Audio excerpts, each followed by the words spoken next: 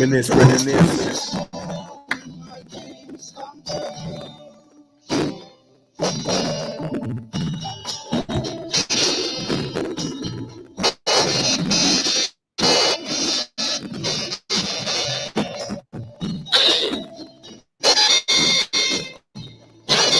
Every Tuesday, carrying the edition of Sankofa. Yeah. Yo, I don't know if the sound is kind of wild on the other end, but those who are tapped in, please let us know if the sound is clear or not. Figure out if it's on my end or on another end. I don't know what's happening, but hopefully, man, everything is blessed. Reminisce Show every Tuesday, carrying the traditions of Sankofa, because sometimes we got to go back and collect what we may have forgotten. And it's all love, peace, and harmony, man. Virgo season, man. You already know what it is. Virgo season popping. It's your time, brother. I hand the torch off to you. So I got. Hey, man. I'm feeling. No doubt, man. I'm feeling blessed. I'm feeling highly favored, man. Like 2 days, man. I'm going to be in the 40s club, man. You know what I'm saying? Like 40. You know what I mean? That culture cipher. You know, I'm just doing like all this like reflection, meditation, getting into, you know, my space. You know, I feel like all the stuff that I accumulated in my 30s and establishing, like, you know, it's like that moment where like Neo like believes himself. You know what I mean? He finally comes into himself. You know what? My 30s were kind of just like, oh, I'm not sure, but now it's like, no, I know now I am. You know what I'm saying? So that's kind of like where I'm at right now, and I'm excited for this new chapter. I like the new energy, and you know, it's it's blessed. Like, you know, I have like a lot of gratitude. You know, like I feel very, very fortunate. You know, as we know, like there's stuff that's happening in the hip hop community. You know, people losing their lives and all different kinds of things, and I just feel fortunate just to be here on this journey we call life. You know, like the fragility of life is something I've been really meditating on, and because like my birthday is always at the end of summer, you know, I'm just naturally in this like deep reflective kind of like chills like mindset. So people are like, yo, want to take you out, want to go party and this and that. I'm just like, that's not even like where I'm at, man. It's like trying to party like the day after New Year's. You know what I'm saying? Like, it's like, yo, man, like we already did that through the whole entire holiday season. Now let me just chill. We good. But thank you though. Thank you. You know, I love to hear that, man. I really love to hear that for you, man. You deserve all of that. I love to hear that evolution that you step into, because it's real. I definitely felt it at 40 as well, and I felt it at 30 on one level, but when you get to 40, it's just like even more. You know, you're a grown ass man. Grown ass man. Like, yo, I survived some things, and I learned some things, and I know some things, man. I've survived some things, man. I think that's really what it is, and you know, I'm not necessarily want to use the word like humbling, but it's like, again, I think gratitude is just the best way that I can explain it. You know what I mean? Like, you know, like I don't want to move through life with like entitlements and whatnot, because like, yo, like anything can happen. You know what I mean? Like, but just to, you know, hey man, we gotten through some things and we still here and we're still rocking with it, and we're gonna keep rocking till the wheels fall off, you know. So that's how hip hop rolls, man. That's how hip hop rolls. Yeah. That's how we rock. That's how we go. And yo, how are you doing though, brother?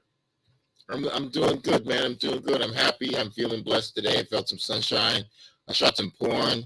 Shout out to my homegirl, June Star. It's beautiful, beautiful day when lovers keep their word. Keep their word. And it's work too. It's play, but it's work. So, you know, some people don't show up for that love work, but when you got somebody who shows up to do that love work with you, it's a blessing. And I feel, and I was gonna say, man, I feel like when like Valentine's Day comes around, and we got to do like a special like Reminisce show of like, you know, hip hop, love, sex, like all of that. You know what I mean? Because it's all intertwined. You know what I mean? And what better place and what better person to break down some of those topics. You feel me? So I got you. Yeah, I'm living it. Yeah, man, definitely going through that joy and pain. Definitely shout out. Shout out to the brother Pat Stay, who passed away. Was murdered actually on Saturday night, and literally the greatest battle rapper I've ever seen in my life. And he was also a really good human being. So I had memories that I had to reflect on, tears I had to shed. talk to some homies. Shout out to Nameless and Poison Pen and Disaster and the battle rap community and a lot of the hip hop community, Halifax community, and just Canadian hip hop. A lot of people. CBC and TMZ already had articles on him. Like hours after he died, he was a massive, massive heart in hip hop and massive presence. And in his last video, he's got clips of Method Man, Royce the 5'9", Joe Budden, and one other cat being like, Pat Stay is the real. Pat Stay is the best.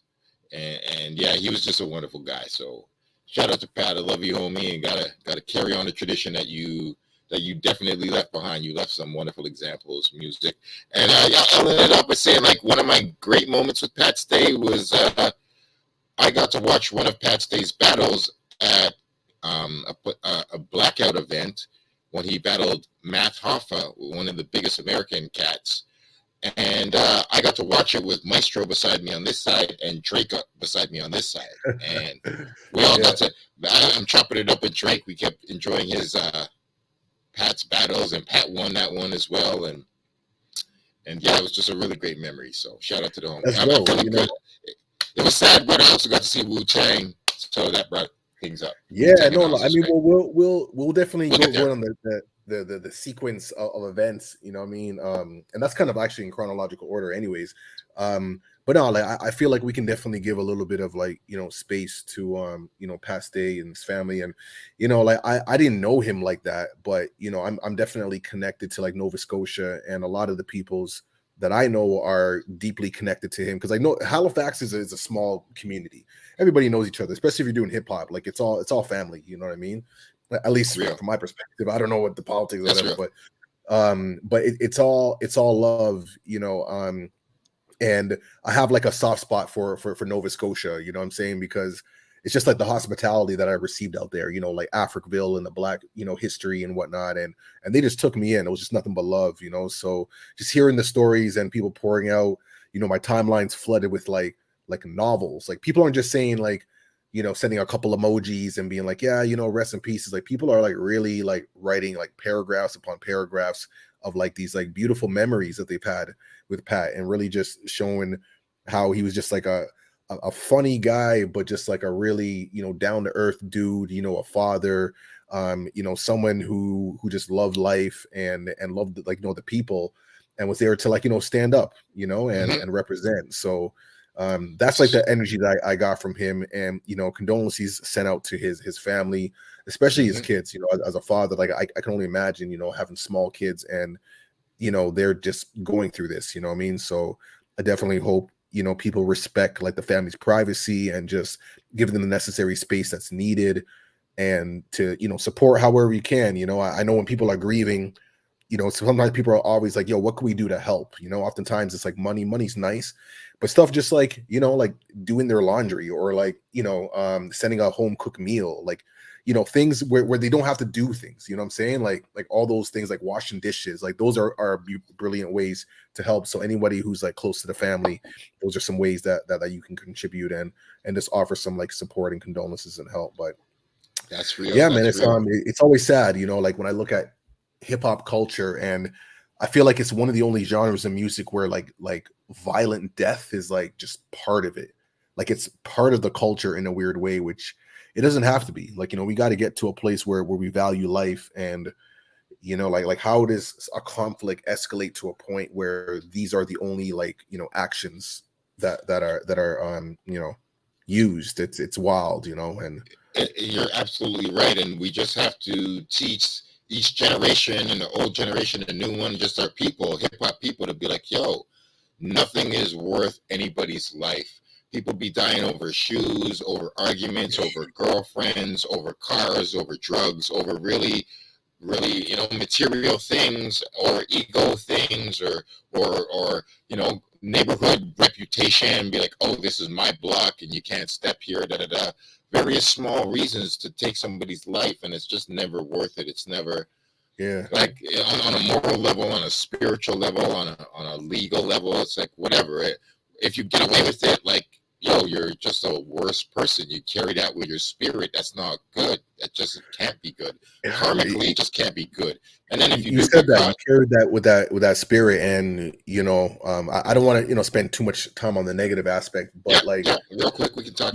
For the person, individual who who did this, it's like I don't know what kind of like mindset they were in and whatnot, but like some of these are very like permanent actions, and this person has to like live with that. There's nothing that you can do to bring this back to reconcile and whatnot. And I don't know, like who know, maybe that intent wasn't even to go that far, but this is what happens when we're not mindful and we're letting like rage and hatred or whatever kind of take over. It's a very strong emotion, and then when it's all said and done, you're just like, yo, like what happened? You know what I mean? Like it's wild, man. So I just really feel for like the family, the loved ones, like the whole hip hop battle scene is definitely feeling it. And like we just got to do something better as a community, man. Like really got to value life, especially now. Like we're in a space where hip hop, like we're getting older. We got to see Wu-Tang and these guys are in their 50s rocking shows. You feel me? Like this is where we're at right now. Like we're not youth anymore. I mean, hip hop is a youth genre, man, but we're now moving into like baby elder status. Like someone told me, like you hit your 40s, man, you're a baby elder now. I'm like, baby elder. I like that. All right, I guess I can rock with that. But it's true because that comes with wisdom. That comes with knowledge, wisdom, and understanding, right? And we got to have, I don't know, man, some type of hip hop council where it's just like, yo, where there's certain things happening, we just stop that right away. It's like, no more, man, no more. No more. It needs to be no more. And the last note I will say is, unfortunately, the word about the story about how it happened is that, he was attacked while trying to break up a fight. So, man, it's just like, it's a tragic end to his life. He was 36. He had so much more to give to the world. He's like literally one of the greatest rhymers Canada has ever produced. But like, man was just trying to do good, and he just somebody attacked him for it, and it's just heartbreaking. So we're gonna carry on Pat State's memory. Pat, I love you, homie. Thanks for the jokes, and thanks for the greatness and the eternal memories and an infinite example of a good man, a family man, a hip-hop legend, and a great human being that you left behind. So yeah, man. Joe, you know it. What up, Joe? What up, Righteous? People in the comments, we see you. Yeah, man. All of us out here, man, just gotta make the world better. So yeah, man. But we're gonna talk about that Wu-Tang thing too, because I found a little video that totally goes exactly along with what you're saying, and it was actually the reason why. The Wu-Tang show happened, but before we start talking about it, real quick, like in Toronto, Busta Rhymes didn't come, and Method Man's not on the tour, so. But Busta didn't make it. I saw that clip, and you can definitely play it for the older guy, man. Like Method Man is always like good in my book, man. Like and I knew, you know what I'm saying? Like I knew that if he could be there, he'd be there.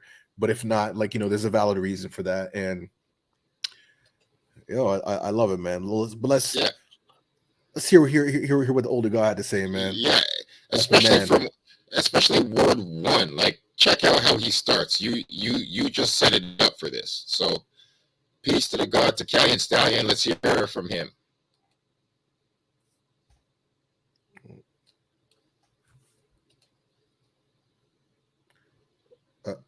I'm not hearing no volume, B. Like, I think you might have to take out your headphones or something. Okay, yeah, one second. Yeah, you gotta wheel that back. Yeah, DJ Wheel. Yeah, so weird. All right, yeah. Yeah, man. Yeah, come again, Zuck. Keep this. Yeah, 51 years old. 51 years old. I have options. Not everybody can say that. Everyone cannot say that they have options. Love Wu-Tang. Wish I could have been on that tour with them. Sorry, I just jumped ahead. All right, let me click up. Some people got it late. Click up once and for all. going to say this one last time. The nicest motherfuckers in the world, but I am not a pushover.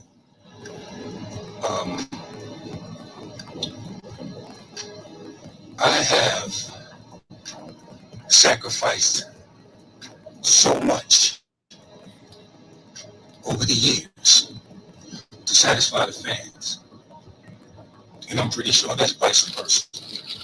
And that's why I love y'all. That's why I don't hesitate to call out with y'all.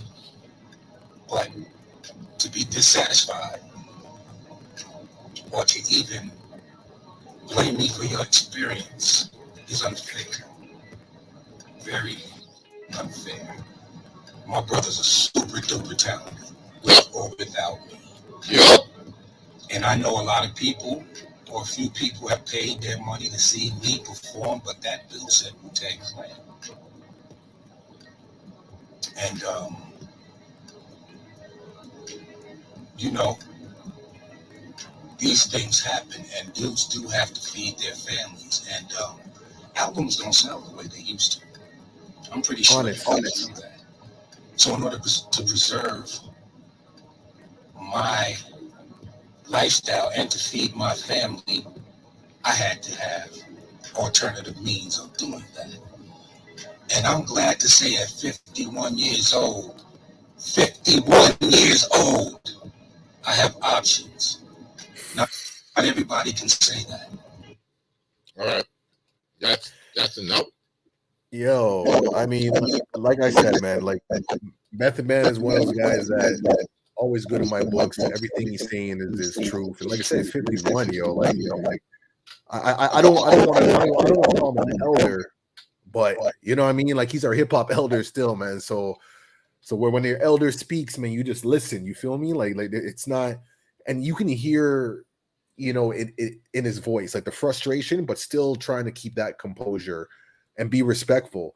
And you know, like we've had the privilege of being around Method Man, so I know that his energy is exactly that. I'll never forget this time when I interviewed him several years ago, and we're in the middle of an interview, and he's just like, you know, just being calm and cool and just, you know, answering the questions, whatever. And then downstairs, this is the back of Sound Academy. So we're upstairs in the back room or whatever, and he hears some ruckus going on downstairs, and he's like, "Yo, hold on one second." And he gets up and goes down there and was just like spazzing on man. It's like he was like, "Yo, this is not happening at my show," and just diffused it one time, and then came up and it was just like, "Yo, my bad." It was just like I was like, this guy is like my hero right now. Like Method Man can't do no wrong. You know what I mean? Never mind him rocking a SFA shirt on his own accord.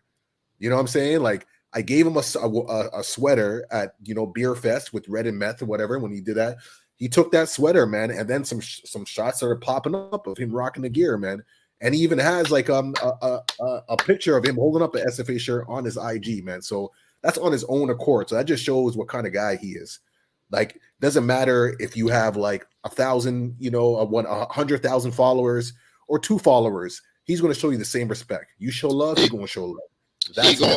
That is so real. I have maybe 20 interactions with Method Man over the years. My Method Man interview was over the phone, and he gave me as much time as he could until it actually cut out. We were talking, and he was like, "You got 15 minutes." Meth's talking to me for like 28 minutes, and then it goes into a tunnel, and it just cuts off because I know he was driving somewhere. So he gave me enough time. I got multiple pictures with Method Man. One of my favorite pictures with Method Man, it's me and Method Man, and like Chuck Clare is in the back, just like standing there. Method Man has always been a wonderful human being. Every level, always. If you're real with him, he's real with you. Handshakes, talk, just human, down to earth. You know he's a superstar. He's the brightest star in the room, usually, just because that's Method Man's charisma. He's a wonderful human being. But he ain't on no bullshit at all with nobody. And if he wants to take time off, if he wants to just do a movie with his family, if he wants to just rest his feet up, whatever, I want Method Man to do that, man. I have no problem. And honestly, it was a fantastic show without him. And not to say that it's better without him, but they did an amazing job minus all the Method Man music. Yo, honestly, like it was like New York was in the house, man. And you know, like for me, like Wu-Tang just it you know cements this like high school experience for me, man. I just remember just being young and just getting, you know, like Wu-Tang was always like a spiritual experience to me. And I always say like they really activated my brain and just having like, you know, a curiosity for like knowledge of self and just really again being curious of like how are these people, how are these artists being their so like authentic self unapologetically on every level, you know what I mean? Gold fronts, hair wilding out, and never once felt the need to like compromise. Like I was like, yo, like I was so amazed. I think this is what my attraction was to Wu-Tang, man, and my just amazement of how authentic they were and just really unapologetically. They didn't care what people thought, whatever, but that is what like pushed them forward. They had like deep knowledge of self. They weren't ready for that, and they created their own path, their own lane, created something new and fresh that didn't even exist before. And that just shows how they were tapped into like a higher vibration, man. Like it's incredible, yo. So seeing them on stage, and again, like when I see the men who are like in their 50s, rocking, they're not like choking on stage and coughing and being all out of breath. Like they're still rocking like as if it was like 30 years ago. You know what I mean? Like just seeing that alone is already. That's it. It's magical, yo. It was really dope because you couldn't really tell who opened for who. It was a little weird because they had a Nas intro video, and then Wu-Tang comes out. Yeah. And then I was like, okay, whatever. And then they just kind of rock back and forth for like half an hour each. Woo, I like Nas, that. Yeah. Woo, Nas. So, and then, you know, they did verbal intercourse. Ghost and Ray were there. They're like, all right, Method Man ain't here, but we're going to pull out verbal intercourse for you. You're going to get Nas and Ghost and Ray rocking together doing that super classic. Where were you when verbal intercourse came on? Because like I was like going to grab a drink, and then I'm like, and then I hear it, I'm like, no, like where were you when that came on, yo? I was actually, shout out to the homies I was with. I got to watch the show with Scratch Bastard and Cadence Weapon and Shad. So I was with Shad. We were all watching it. I was up on the lawn. We were near the back, but they were like, yo, you're usually front row. You know, you're going to get that. And I was like, honestly, I've seen Wu and Nas. I love them, but I've seen them over 10 times each for sure. And yeah, for sure, I've seen them over 10 times each. So it's like I don't need to always have the same experience. I don't mind floating around. I love being Mr. Front Row and all that shit up the front, spitting every lyric. But like now, it's nice to be like, yo, I watched the show with Shad and Scratch Bastard and the homies, man. Like, hey man, like, yo, like it was the hip hop reunion, man. Like I saw like, you know, a lot of my friends from like high school and just people I haven't seen in years, and like, you know, now you kind of only just seen them online. So it was like a reunion, man, a high school reunion, man, and it was blessed. Like the place was ram-packed. Definitely must have been like a sold out show for sure. And and you know, just seeing the demographic, you know what I mean, and just like the people that came out, it just really showed Wu-Tang's reach. It almost reminded me of like Public Enemy's reach. You know what I'm saying? Like the diversity of people in the crowd and whatnot. It's like, yo, like everybody, man. It's like, yo, y'all really got an impact on people's hearts, you know? On people's hearts and their lives. So many people with Wu tattoos, and people bringing kids, and people like bringing their kids, yes, their family. They're like, no, you're coming to church. Yeah, you're coming to church. Yo, you see a rap show, man. You're going to go real rap show, man. Like, yo, so real rap. And it just brought, it was mostly bangers. They barely did any like really commercial joints. It's just album cuts and one song that I did not see Nas perform ever was Phone Tap. Like I've never heard that one being performed. He might have performed at other concerts, but I never seen him perform that. I'm just like, okay, you're going into like, you know, like those are like specific moments of time and just hard, man, hard. You're right. No, that a dope set. He had a dope set, man. He played I've seen Nas many times. Definitely probably 12 times now. And one of the few things he did at this time that he'd never done before was he played a bit of Rule. He sampled Everybody Wants to Rule the World by Tears for Fears. And he has that song. So he played a bit of Rule. It's like, oh shit, you don't normally do this. And he didn't actually rhyme on it, but that was the intro to Everybody, the Lauryn Hill joint. So that's so that's a fair like transition. I was like, That's a wise one. Yeah, I get that. Yeah, I was like, okay, I gotta fuck with that. I fuck with that. Yeah. So no, it's just great, man. Represent one love. Oh man, New York State of Mind. He did both verses, did the whole damn song, and they close with one mic. You know what I'm saying? Yeah, it was so dope. They closed with one mic. The lighters and everybody up, man. And Wu-Tang did so they did Triumph and Inspector Deco Peasants. I Bomb Atomically does this amazing verse everyone's rapping along. Chicka chicka, skip Method Man's verse straight into Capadonna, and it was just seamless. So they did a whole version without Method Man, and like RZA didn't rap that much. That was one of the few things I was like, I wanted more RZA. Yeah, he was kind of more like facilitating. Yeah, he was hosting mostly. He did, did Capadonna perform his verse from no. Winter Wars. No, he didn't. He didn't do that. You know the one. I was like, I wish we were talking about that. He should have done Winter Wars. I wish he did Winter Wars. He didn't. Interesting. That's weird, man. Because that's the one. Like they can give him that. Let him have his shine, man. yeah, for real. I mean, it's all or nothing though, because that's like a 3-minute verse. I mean, that's okay. No. That's okay. No. You're making excuses for them. I'm not making excuses at all. No, real Wu fans would not mind. Yeah, we want that acapella. We'd be singing it all together with him. Everybody would be doing it. I wanted to the last line. I said that to Shaq. The truth in the song be the poor black teaching. That's the last line. I'm like, I want to hear that. Spit it. The whole thing. But they didn't give Capadonna that much either, and I don't want to make excuses for that, but they could have done that. But what I want to say that was interesting was how they did Ice Cream, because Raekwon didn't do his verse for Ice Cream, but they brought Ice Cream in. There's no Method Man, so Capadonna did the hook. Capadonna did his verse, and then Ghostface did his verse.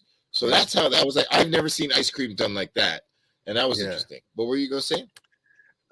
There's this one line, I forgot the Nas track, with that sample, like, everybody get down. What's that song called again? Oh, yeah, that song's called Get Down. Oh, well, okay, there we go. Yeah.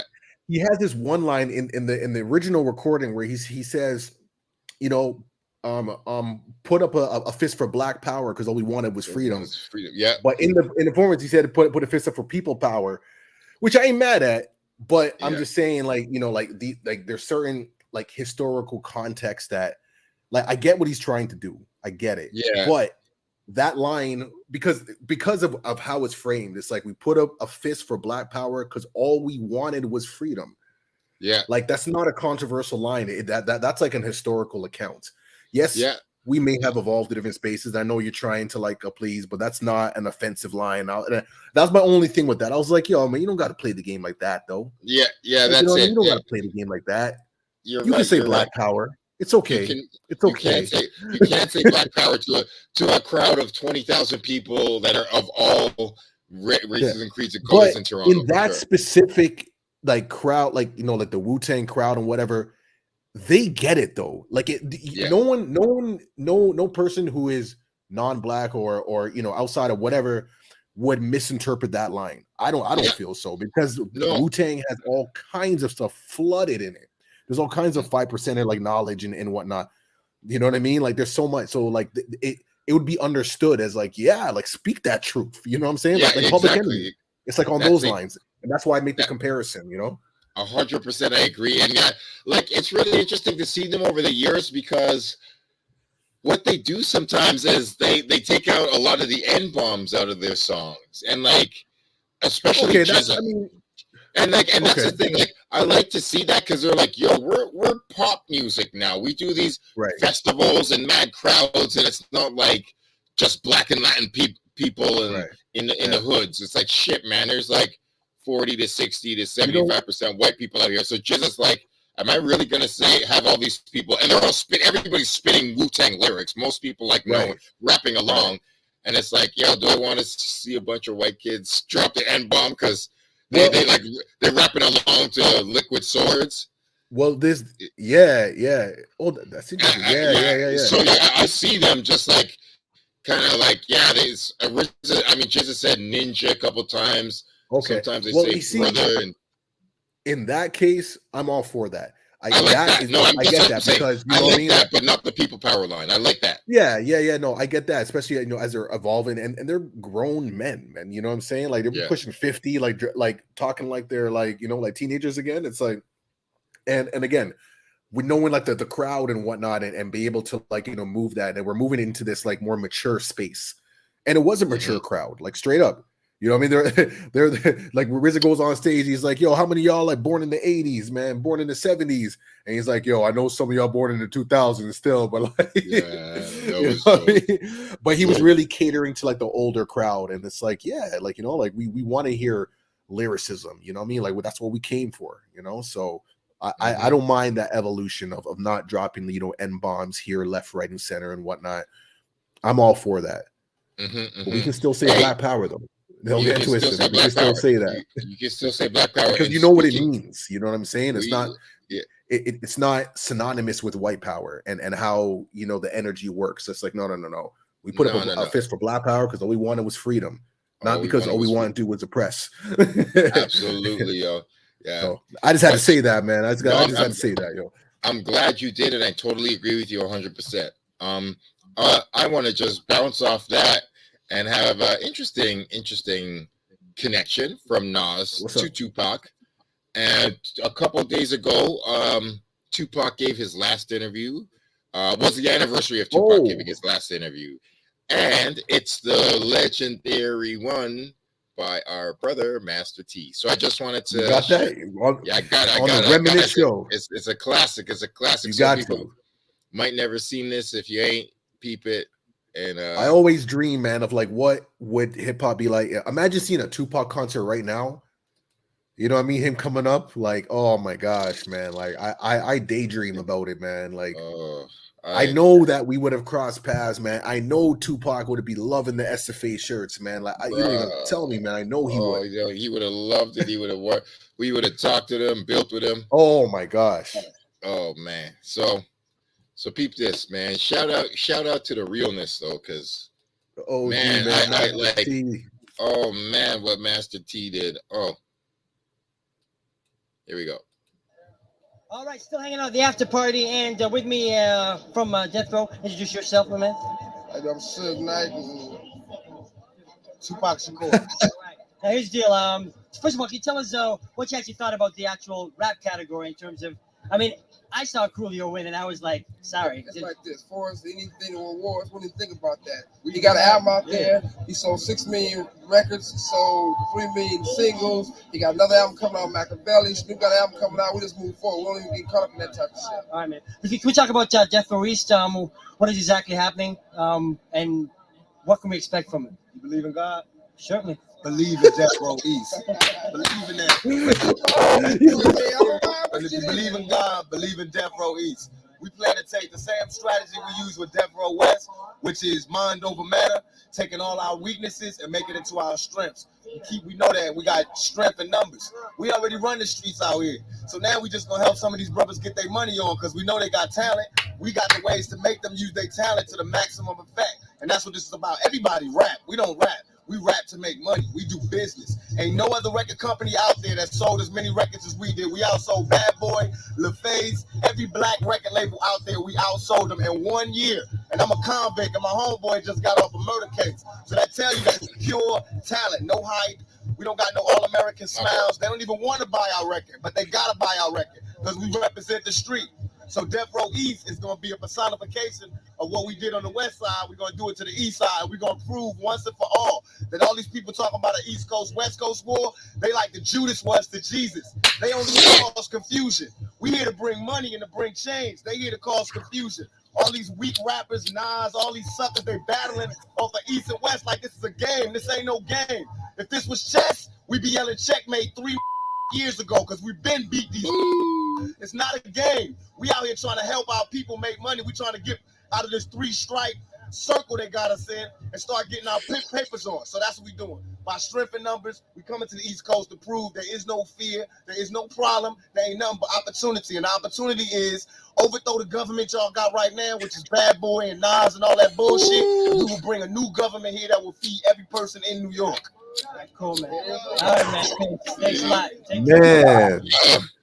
Yeah. You talk about like a presidential speech. Like, yo, like I'm still a believer, man. Like the way how that energy, man, like he was just such a special individual, man. Like so much heart and passion. And people got to keep in mind, yo, he just turned 25.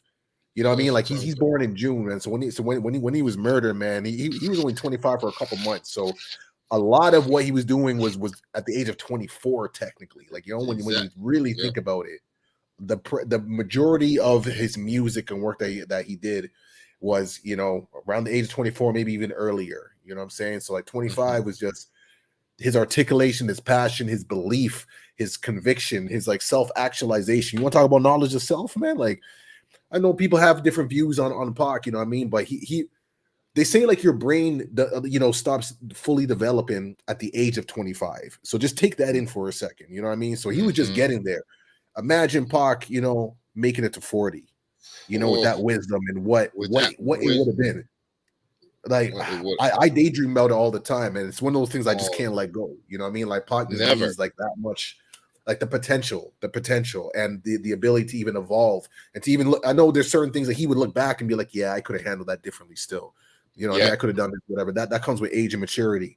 You know what I mean? So when I look at that 25, yo, 25, powerful, man. Shout out to Master T for that.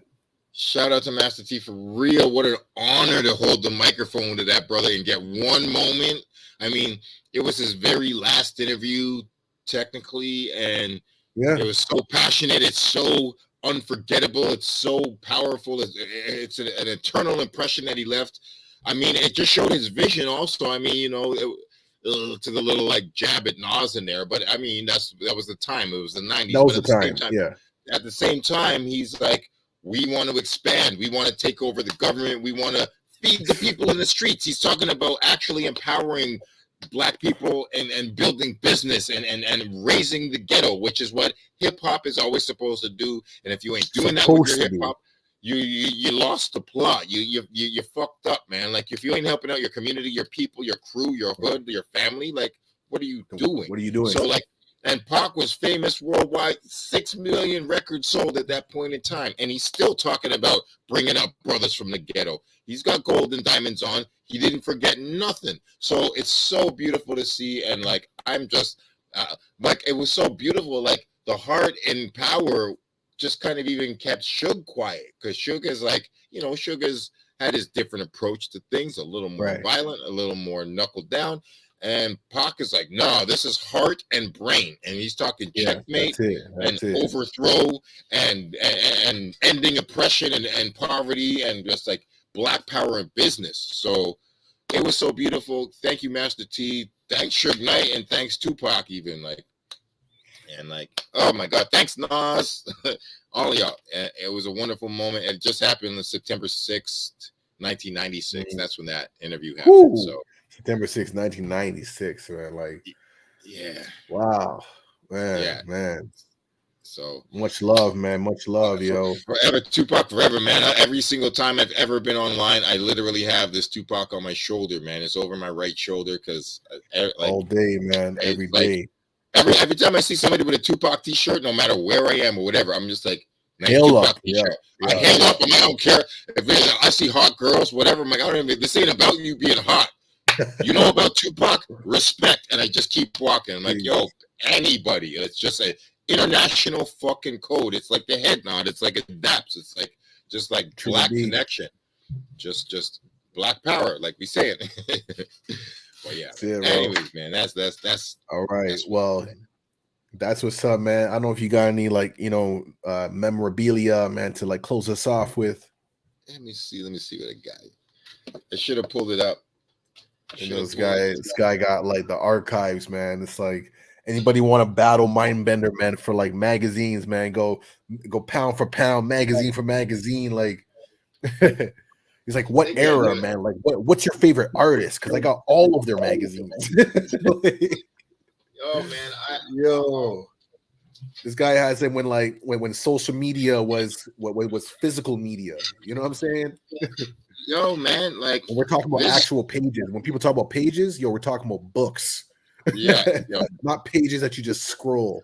Yeah, like these were the pages come from. This is all what your young books coming up. Yeah, man. The original social media account, right there, right here. Yeah, you scroll through their pages. Yes. Right. Yes. But yeah, this was great. Shout out Cardi. Jeez. This is a good moment. Yo, I can't wait till we get Cardi on the Reminisce Show, man. Like, yo, I got enough stories, man. Like, people don't even know. No doubt. We'll save that. We'll save that for later, for another day. We will save that. But yeah, man, these are some good people. Shout out to all the people from Urbanology. This is how we used social media back in the day, famos. Yo, that they got me in the all Canadian book or edition. The all Canadian one where they had like 4 different artists on the cover. They had like Julie Black, they had Belly, DL Incognito, and somebody else. I can't remember who else, but Rich Kid, Royals wear. Yo, that was a fire shirt, man. Yo, that's hard, man. I wish we pulled that out when we interviewed Rich, man. That'd be sick. That was hard, man. That was hard. So yeah, man, good times. This is like you said, man. Original. Priya. Look at that. Welcome to MTL. Hey. Oh yeah. Malicious. Malicious. That's what it is. Malicious. Actually, Malicious dropped off a tour, and I replaced him on tour. So thanks, Malicious. I did an UrbNet tour once, and if he didn't get busy, I wouldn't have gone on my tour. So yo, can we need to get the mans from UrbNet on here? I remember back today, me and Misery wanted to sign to them, yo, because we're like, yo, this seems like a solid independent label. Let's build. It really was, yo.